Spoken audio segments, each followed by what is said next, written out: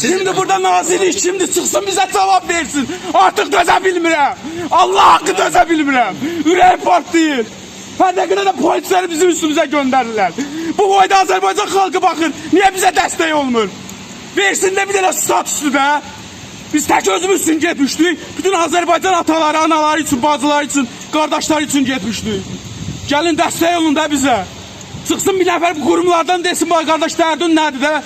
O Cəllabadın özünde icra hakimi gelip bir defa soruştu ki bala muharebeye gedirsən. Senin derdin nedir? Status verildi, verilmedi. Bir gelsin desin de.